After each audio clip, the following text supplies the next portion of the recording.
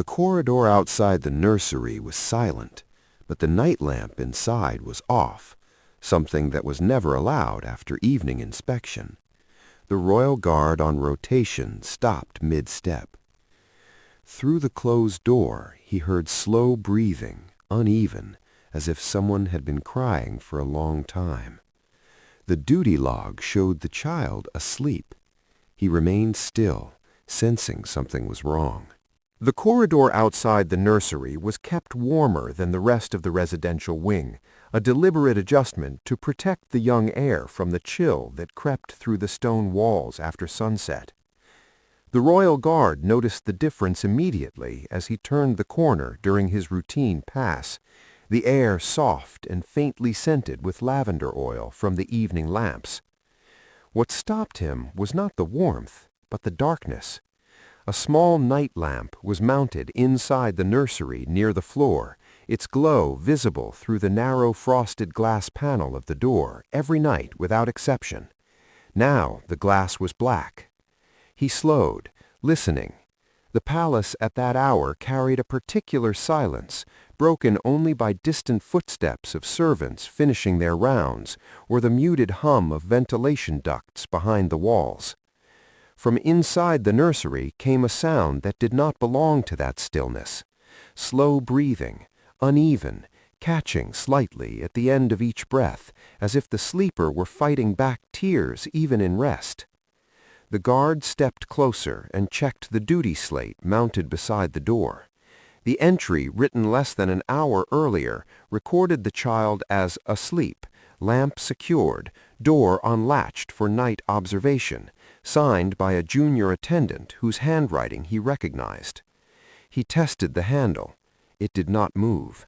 The latch was engaged from the outside, a measure permitted only during medical quarantine or security alerts, neither of which had been declared. He stood motionless for several seconds, weighing the procedure drilled into him over years of service.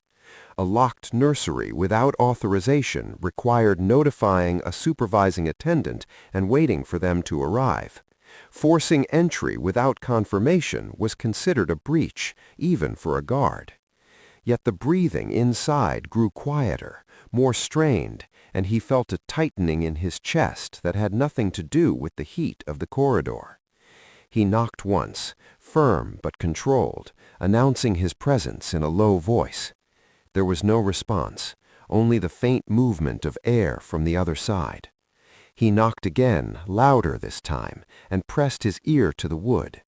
The sound inside faltered, then resumed, weaker.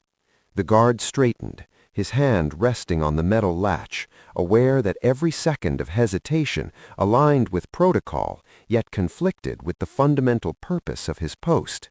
He signaled to the camera at the end of the corridor, deliberately positioning himself in its view, then drew a steady breath and struck the latch with the heel of his palm. The mechanism splintered on the second blow, the door opening inward with a dull crack that echoed down the passage, and the darkness beyond seemed deeper than it should have been, swallowing the light from the corridor as if the room itself had been holding its breath. The air inside the nursery was colder than the hallway, the warmth having dissipated without the lamp to sustain it. The guard stepped carefully, allowing his eyes to adjust. Curtains were drawn tightly across the tall windows, and the only light came from the corridor behind him, stretching long shadows across the floor. The bed was in the far corner, its small canopy casting a dim outline. He heard movement, fabric shifting, a quiet intake of breath, and approached slowly so as not to startle the child. The young heir sat curled against the headboard, knees drawn close, her hands gripping the blanket so tightly that the knuckles showed pale even in the low light. Her eyes were open but unfocused at first, fixed on the darkness as if expecting it to move. When she finally looked at him, there was no panic in her expression, only exhaustion and a lingering fear that seemed older than the moment itself. He crouched to her level, keeping his voice low and even, asking if she was hurt. She shook her head after a moment, but the motion was slow, uncertain. He reached to switch on the wall lamp. It flickered before stabilizing, filling the room with a soft amber glow that revealed the details the darkness had concealed: the dampness on her cheeks, the faint tremor in her hands, and the overturned stool near the door, positioned as if someone had used it to reach the latch. The guard felt a controlled anger rise in him, quickly contained behind the discipline of his training. He asked who had locked the door. The child hesitated, looking toward the curtains, then back at him, and spoke so quietly that he had to lean closer to hear. She said it happened when she was too restless at night, and that the darkness was meant to make her sleep. The words were simple, recited without accusation, as if she had been given the explanation more than once. He asked how many times, and she answered, after a long pause, more than before. The guard noted the phrasing. It suggested repetition without her fully understanding its significance. He rose and checked the room methodically, confirming there were no injuries, no signs of struggle, only the unnatural stillness of a space deliberately sealed. When he returned to the bedside, the child had not moved, watching him with a cautious trust that felt heavier than any formal responsibility. He assured her the lamp would remain on and positioned a chair near the door, taking up a silent watch while he reported the broken latch through his comm unit in precise, neutral language, careful to state only verifiable facts. The reply from Central Command was brief, instructing him to remain in place until a supervisor arrived. As the minutes passed, he listened to the quiet rhythm of the child's breathing gradually steadying in the restored light, yet his attention kept returning to the broken latch on the floor and the overturned stool by the door. Someone had planned this, and someone expected it to continue. By the time the supervising attendant and a medical officer arrived at the nursery, the lamp had been restored. The child was resting under watch, and the broken latch lay sealed in an evidence pouch, tagged according to procedure. The Royal Guard delivered his report in measured factual terms, omitting interpretation, but the restrained expressions on the faces of the officials told him the incident would not be treated as routine. When he was relieved at the end of his shift, he did not go to the barracks to sleep. Instead, he walked through the quieter administrative corridors toward the records office, a place that always smelled faintly of paper dust and binding glue, where the temperature was kept deliberately cool to preserve ink and parchment. The night clerk on duty recognized him and unlocked the archive terminal without question. Guards investigating security anomalies were permitted limited access, though such visits at that hour were uncommon. He began with the nursery access logs, scrolling through weeks of entries, each line stamped with time, authorization codes, and personnel signatures. At first glance, everything appeared orderly, the handwriting consistent, the digital records aligned. But the guard had spent years studying patterns of movement, learning to notice the small disruptions that others overlooked. He saw that on several nights the surveillance camera outside the nursery had recorded brief outages, never longer than 2 minutes, always noted as signal recalibration. Such recalibrations were not unheard of, but their timing drew his attention. They occurred within minutes of the attendant entries marking the child as asleep. He cross-referenced staff assignments and found that certain names repeated with quiet regularity during those same evenings, not an obvious rotation, but close enough to suggest deliberate scheduling. The guard leaned back slightly, listening to the low hum of the ventilation system overhead and the faint scratching of the clerk's pen across a ledger in the corner. None of what he had found constituted proof of misconduct. Each detail could be explained individually, yet together they formed an alignment too precise to ignore. He printed copies of the relevant entries, marking times and dates in neat columns, then requested maintenance reports for the corridor cameras. The clerk hesitated at that request, explaining that such records required secondary authorization from the residential administrator. The guard thanked him and left without argument, but the hesitation lingered in his mind. As he stepped back into the corridor, the palace was beginning to stir with early morning activity, distant footsteps echoing faintly across the marble floors. He paused near a narrow window overlooking the inner courtyard, the sky outside still gray with dawn, and considered the weight of what he was beginning to uncover.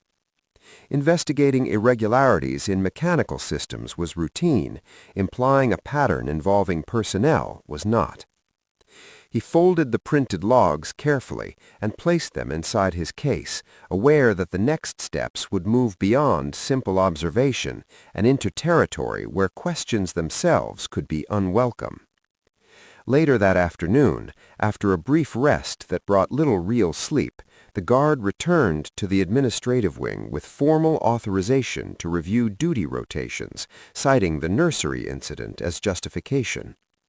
The office responsible for staff scheduling occupied a long, high-ceiled room lined with tall cabinets and illuminated by narrow clerestory windows that admitted a pale, indirect light. The night clerk on duty greeted him politely but with visible curiosity. Guards rarely examined domestic staff rotations in detail.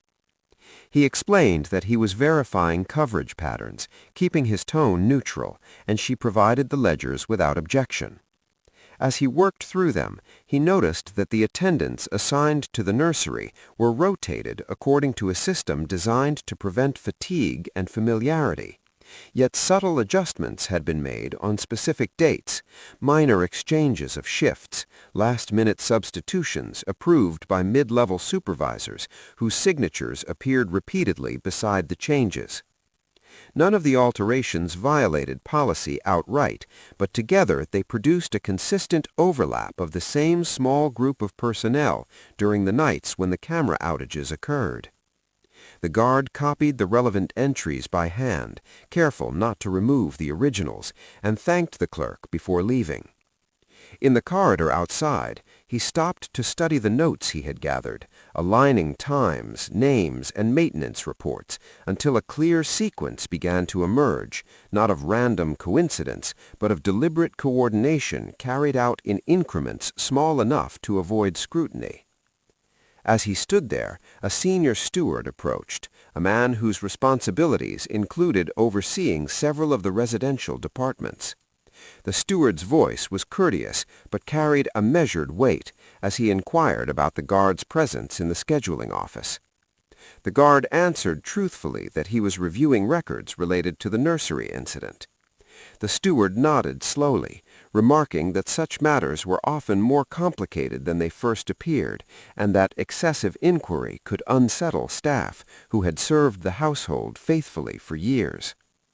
There was no direct instruction in his words, yet the implication was unmistakable.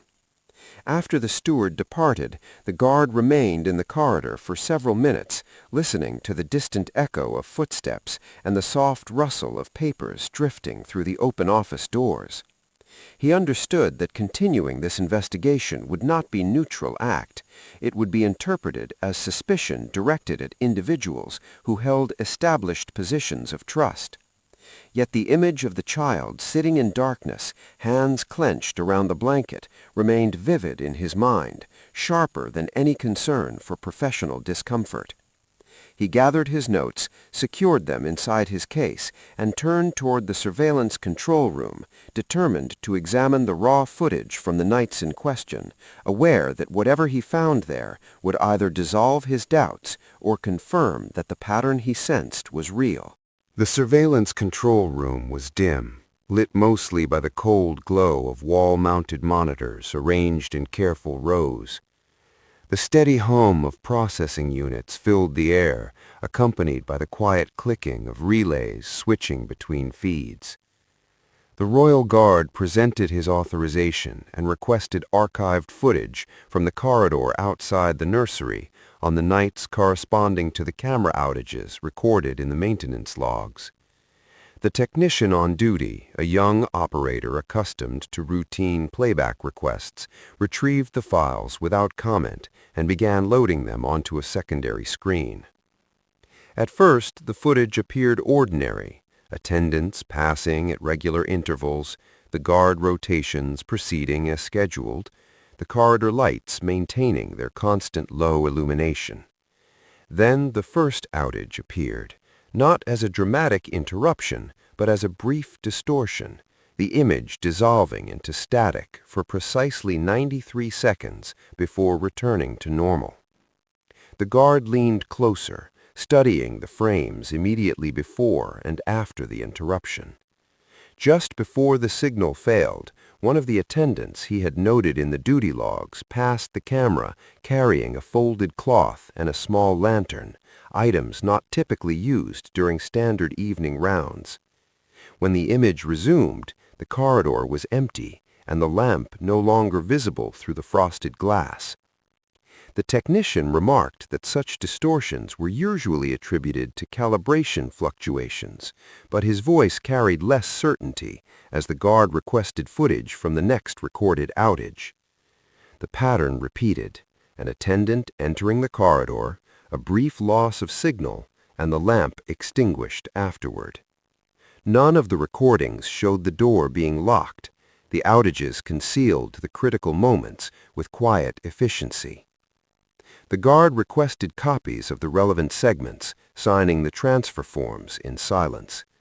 As he turned to leave, the technician hesitated, then said quietly that the outages had been reported several times but never investigated beyond routine maintenance checks. The guard acknowledged the remark with a slight nod and stepped back into the corridor, the weight of confirmation settling over him, not as anger, but as a cold clarity. The irregularities were no longer theoretical. They formed a sequence of actions carried out with care and repetition. He had just reached the junction leading toward the residential offices when a messenger approached and informed him that the residential administrator wished to see him immediately. The administrator's office was located on the upper floor, overlooking the inner gardens, a place where sunlight usually softened the formality of the surroundings. That afternoon, however, the sky had turned overcast and the room felt dim despite the tall windows. The administrator, a composed man known for his measured decisions, listened to the guard's summary without interruption, his fingers resting lightly on the desk as if weighing each word. When the guard finished, the administrator remained silent for several seconds before speaking in a calm, deliberate tone. He acknowledged that the incident in the nursery was concerning, but emphasized that conclusions drawn from incomplete evidence could damage reputations and disrupt the functioning of the household. He instructed the guard to submit a brief report limited to the forced entry and the child's condition, leaving questions of staff conduct to internal review. The guard stood at attention, aware that the instruction was precise and formally within the administrator's authority. Yet, as he left the office, the words echoed in his mind with a quiet finality that felt less like guidance and more like a boundary being drawn.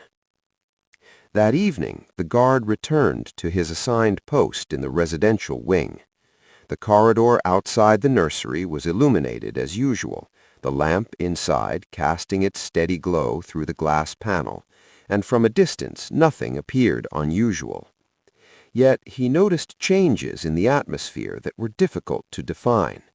Conversations among attendants ended more abruptly when he approached, and a few staff members avoided meeting his eyes, not with hostility, but with a cautious reserve that suggested they were aware of his inquiries. Near the end of the rotation, he observed the young heir being escorted to the nursery by a senior attendant. The child walked quietly, holding a small cloth toy in one hand, her gaze moving repeatedly toward the lamp, as if confirming that it remained lit. When the attendant withdrew and the door remained open, the guard felt a slight easing of tension, but it did not last. Later, during a routine pass, he heard a faint sound from inside the room, a restless shifting, followed by the soft scrape of fabric against the mattress. He paused outside the doorway and saw the child sitting upright, the lamp still on, her eyes fixed on the darker corners of the ceiling, as though expecting the light to vanish at any moment. She did not call for anyone. She simply remained there waiting. The guard stood in the doorway long enough to ensure she lay back down, then resumed his post, but the image stayed with him, more persuasive than any written report. The administrator's instructions were clear, and ignoring them would carry consequences that could end his service. Yet obedience would mean treating the matter as closed, while the evidence suggested it was not. As midnight approached, he reviewed the copies of the surveillance segments again in the quiet of the guard station, watching the brief intervals of static that concealed deliberate actions. Each time the screen went dark, he felt the same tightening in his chest, a recognition that the most critical moments were the ones intentionally hidden. Shortly after 1 in the morning, a sealed memorandum arrived from the residential office, formally reiterating that all further investigation into staff conduct was to be suspended pending internal review. The language was courteous but unambiguous. The guard folded the memorandum carefully and placed it beside the surveillance copies. For several minutes he remained seated, listening to the muted ticking of the wall clock and the distant echo of footsteps in the corridor beyond the door. The choice before him was no longer abstract. It was immediate and personal, defined by the quiet breathing of a child down the hall and the written order resting on the desk before him. The following evening settled over the palace with a stillness that seemed heavier than usual, as if the walls themselves held a quiet anticipation. The royal guard reported for duty at the residential wing without mentioning the memorandum or the surveillance footage he had studied. Outwardly, his routine remained unchanged, checking corridor seals, confirming lamp levels, exchanging brief acknowledgments with attendants. But his attention was sharper, his awareness extending beyond the visible rhythm of the wing. He had requested, through ordinary scheduling channels, to remain assigned to the late rotation near the nursery, presenting the request as a continuity measure after the forced entry 2 nights earlier. The request had been approved without comment, which in itself felt unusual. As the evening progressed, the household followed its predictable sequence. Supper trays cleared, attendants withdrawing in pairs, the soft closing of doors along the corridor. The young heir was escorted to her room shortly before 9, carrying the same cloth toy, her movements quiet but tense. The guard noticed how she paused at the threshold to look at the lamp before stepping inside, as if verifying that the light would remain. When the door was left open, she relaxed slightly, though she kept the lamp in view as she climbed into bed. The guard continued his patrol, counting the seconds between each pass, memorizing the positions of every person who moved through the corridor. Shortly after 10, he observed one of the attendants whose name had appeared repeatedly in the records approach the nursery. The attendant paused briefly, listening, then entered without knocking, closing the door behind her, but not fully latching it. Nothing in the action was technically improper. Attendants were permitted to check on the child during the night. Yet the guard noted the time and position with careful precision, standing at the far end of the corridor, where he could observe without intruding. Several minutes passed. When the attendant emerged, she carried nothing, and moved away at an unhurried pace, her expression composed. The guard stepped to the nursery door and glanced inside. The child appeared to be asleep, the lamp still burning, the room undisturbed. For a moment he wondered whether his suspicions had led him to see patterns where none existed. He resumed his patrol, but remained alert, his senses attuned to every faint sound, the soft hum of ventilation, the distant clatter of dishes being stacked in the kitchens far below, the occasional whisper of fabric as a servant passed through an adjoining hall. Close to midnight, as the wing settled into deeper silence, he took position in a shadowed alcove near the turn of the corridor, a place from which he could see the nursery door without being immediately visible from it. The stone wall behind him was cool through the fabric of his uniform, and the air carried a faint draft that made the lamp flames along the passage flicker almost imperceptibly. Minutes stretched into nearly an hour. Then he heard footsteps approaching, slower than the brisk pace of routine rounds, measured and deliberate. The same attendant appeared again, moving quietly, her lantern hooded so that only a narrow band of light touched the floor. She stopped at the nursery door and listened. The guard felt the tension in his shoulders tighten as she reached into her pocket and withdrew a small object that caught a glint of lamplight, a secondary latch pin, not standard issue, the kind used for temporary securing of storage rooms. She began to fit it into the exterior bracket of the nursery door. The guard stepped forward before the latch could be set, his boots sounding sharply against the stone, the noise deliberate enough to announce his presence without startling the entire wing. The attendant turned, her hand freezing mid-motion, the small metal pin still between her fingers. For a moment neither of them spoke. The guard's voice when he addressed her was calm and even, asking her to step away from the door. She hesitated, then lowered her hand, the pin disappearing into her pocket with a quiet metallic click. Her explanation came in controlled, careful phrases. The child had been restless on previous nights, she said, and the securing of the door was meant only to ensure uninterrupted sleep, a practice she described as a disciplinary measure approved informally by certain supervisors. The guard listened without interruption, noting the steadiness of her tone and the absence of visible malice in her expression. She appeared to believe that what she was doing was justified, perhaps even necessary. Yet the guard could not ignore the evidence he had gathered and the fear he had seen in the child's eyes. He opened the nursery door and stepped inside, confirming that the lamp remained lit and the child was sleeping, her breathing slow and even. When he returned to the corridor, he informed the attendant that any form of external locking without written authorization constituted a violation of security protocol and that the matter would be formally reported. The attendant's composure faltered slightly at that, though she said nothing further, only inclining her head in acknowledgment before walking away down the corridor, her footsteps fading into the silence. The guard remained at his post for the rest of the night, the broken stillness settling again around him, but the atmosphere had changed. The evidence was no longer confined to records and footage. He had witnessed the attempt directly, an action carried out with quiet confidence that suggested it had been done before without consequence. As dawn approached, pale light began to filter through the high windows at the end of the corridor, softening the edges of the stone and extinguishing the last of the night lamps. The guard stood watching the nursery door, aware that what he had seen would force the matter into the open. Reporting it would not only challenge the authority of those who had permitted the practice, but would also expose the quiet assumptions that had allowed it to continue. The palace would not absorb such a revelation easily.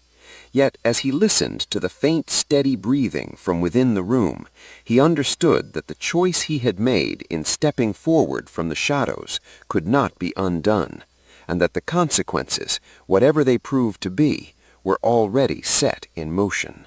The summons arrived shortly after sunrise, delivered in a sealed envelope bearing the crest of the palace council. The royal guard read it once, then folded it carefully and placed it inside his case with the surveillance copies, the duty logs, and his written statements. The council chamber was located in the oldest section of the palace, a high vaulted room where sound carried in a low, controlled echo, and where even quiet footsteps seemed to acquire weight. When he entered, several members were already seated at the long table, administrators, senior stewards, and 2 officers from the Internal Review Division. The atmosphere was formal but not hostile, marked by a deliberate restraint that signaled the seriousness of the matter. He was instructed to stand at the center of the chamber and recount the sequence of events, beginning with the forced entry into the nursery. He spoke in precise chronological terms, describing the extinguished lamp, the locked door, the condition of the child, and the subsequent review of records and footage. He presented the copied logs and the surveillance segments, each labeled with dates and times. The council members examined the materials in silence, occasionally exchanging brief glances but offering no commentary. When asked about the incident during the night watch, he described the attendant's attempt to secure the door and his intervention, again limiting his words to observable facts. The questioning that followed was methodical. One counselor inquired whether he had considered that the attendants might have believed their actions were in the child's best interest, citing the difficulty of managing restless behavior in young wards. The guard acknowledged the possibility, but stated that security procedures existed precisely to prevent informal measures that could endanger a resident's well-being. Another counselor asked why he had continued his investigation after receiving instructions to suspend it. The guard paused briefly before answering that his continued observation had occurred during the performance of his assigned duties and that the attempt he witnessed had taken place in plain view of his post. His voice remained steady, but he felt the subtle shift in the room as the implications of his answer settled over the table.